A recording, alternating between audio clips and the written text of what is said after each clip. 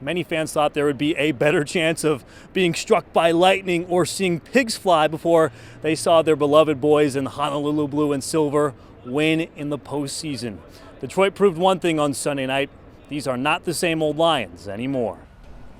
Hey Atlanta, tonight's game has kind of a cool origin story. Tri-County and Belding had never squared off before until last year's playoffs. The atmosphere that night was so electric, they decided to schedule a game against each other for week 9 of the regular season. That brings us to tonight. While Popovich did not earn a rose on season 1 of The Bachelorette, there's still a chance he can get his on Coach Taylor's staff. We're here with Paw Paw native Carson Barnhart. You announced before this game that this would be your last game ever wearing the Michigan uniform. What is it like to be going out as a national champion? Yeah, what a way to go out. He wasn't even that good in the playoffs, and I don't care what you say because he was not good. He got lucky. A 49ers linebacker dropped an easy interception in the NFC Championship that would have sent the 49ers to the Super Bowl. LMCU Ballpark is one of the top venues in all of minor league baseball to catch a ball game, but one man designed the stadium in the video game MLB The Show so fans can enjoy the view of the ballpark from home. Got him looking. Last season, Muskegon native and beloved Michigan football fan Michi Walker inspired the Wolverines to cherish every moment during his osteosarcoma diagnosis. While the cancer may have taken his life, his legacy lives on with the Michigan football team.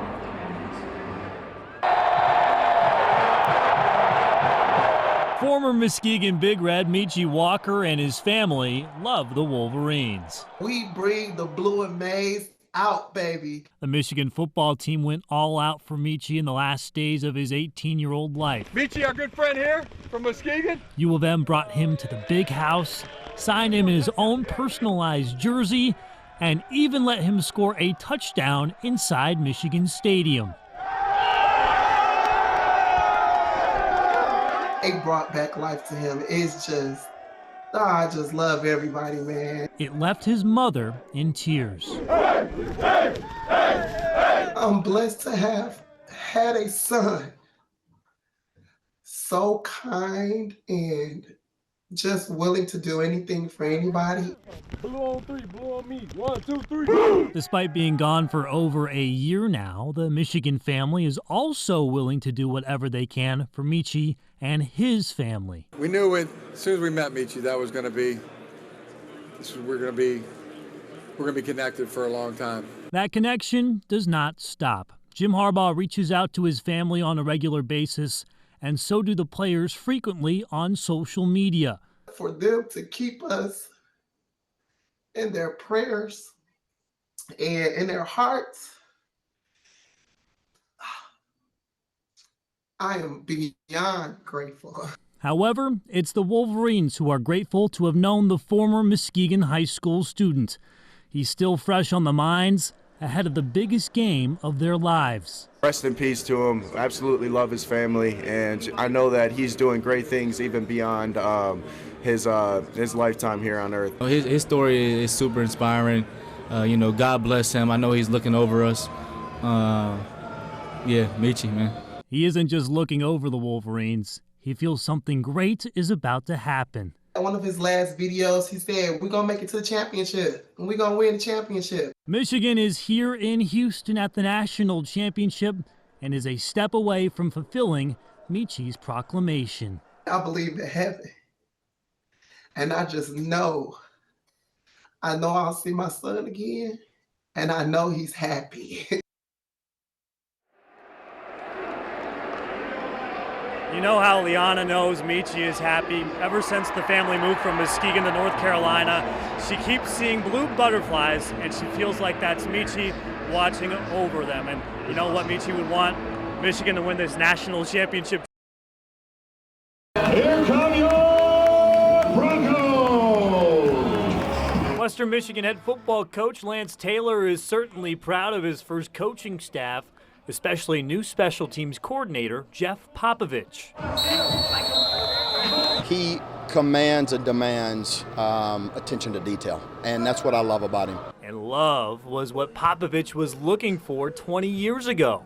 It was an interesting experience, to say the least. Popovich was on the first season of The Bachelorette. Young Coach Pop changed a tire on the show back in 2003 to impress Trista. It gets brought up to me on a regular basis. His Broncos players are a bit hesitant to bring up the topic. He's been super hard on us, so I feel like everyone's a little afraid to push that question out. Coach Taylor, on the other hand, lets it rip. I think it's mentioned at least once a day by me or somebody on our staff. So, the more we can continue to, be good sports about it, it's great. Taylor learned about Popovich's appearance after he hired him on staff. Pop did not advance beyond the second episode. So now he is walking on eggshells around Taylor.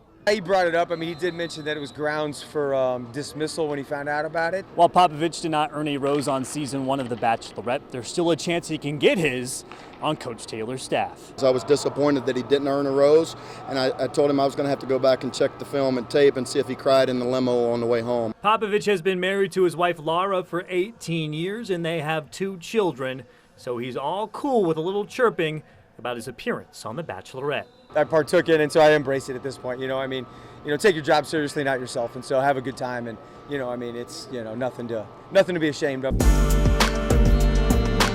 Mark Skol Jr., 13 on Your Side Sports. Spartan Stadium is celebrating its 100th birthday this year. Obviously, there have been countless moments in this building given its century-long existence. However, it's the history of the place that makes it special.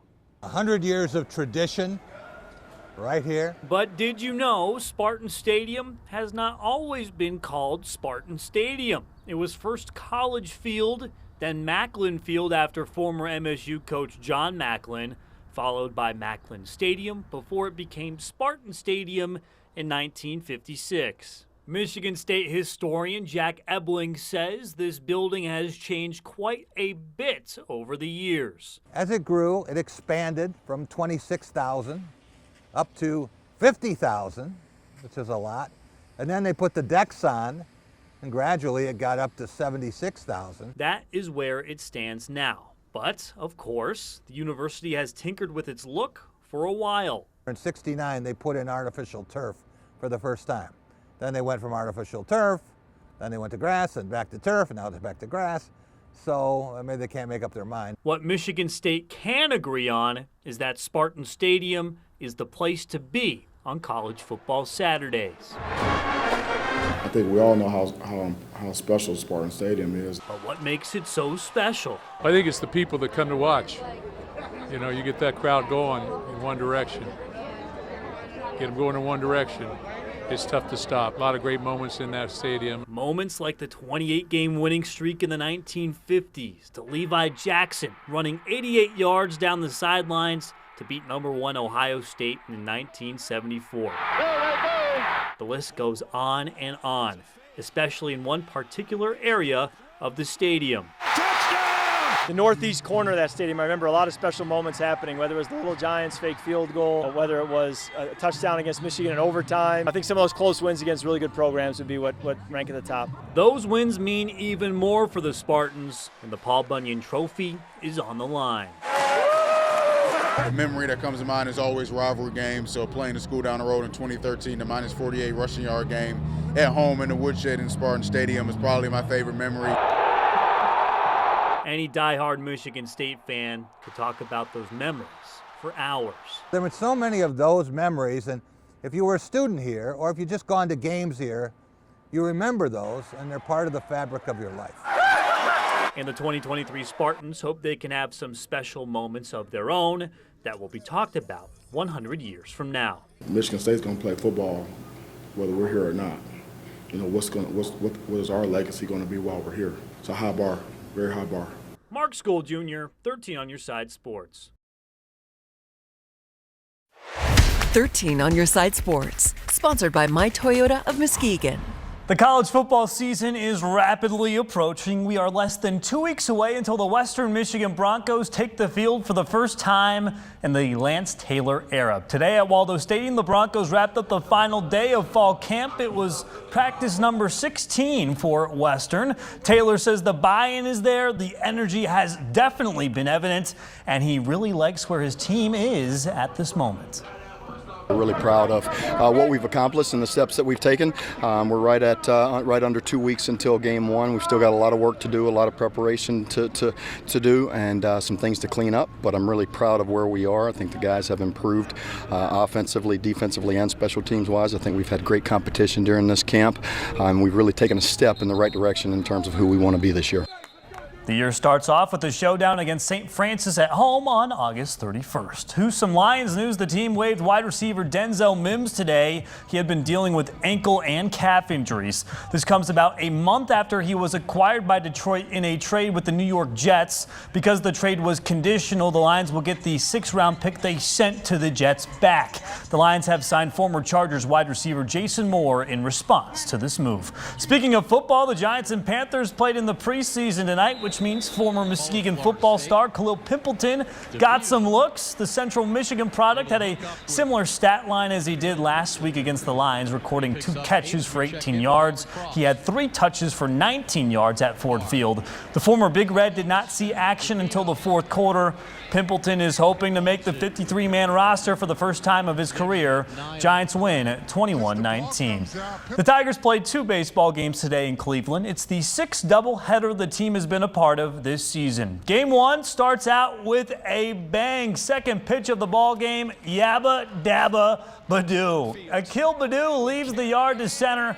Tigers lead 1-0. 4 batters later, Kerry Carpenter pokes it through to center. Detroit goes up 2-0. Next up is Miggy, and he also brings in a run with this deep shot down the left field line. It's 3-0 after the top of the 1st. And in the top of the 9th, Mr. Rogers takes a stroll through this Cleveland neighborhood. Jake Rogers' solo shot puts a bow on the 4-2 Game 1 victory.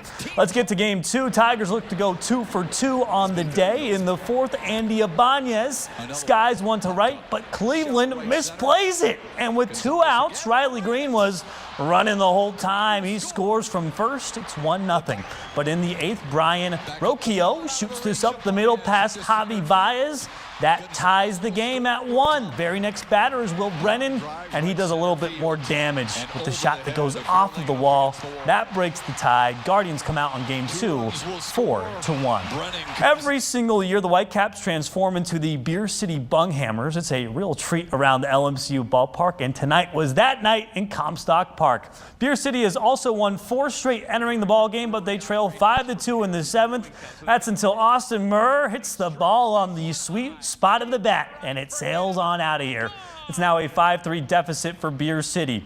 In the 8th, the Bunghammers add another as Elizer Alfonso grounds out to first with a runner on third, so it's now a 1-run ball game. But in the 9th, Christian Franklin removes all hope with the solo shot.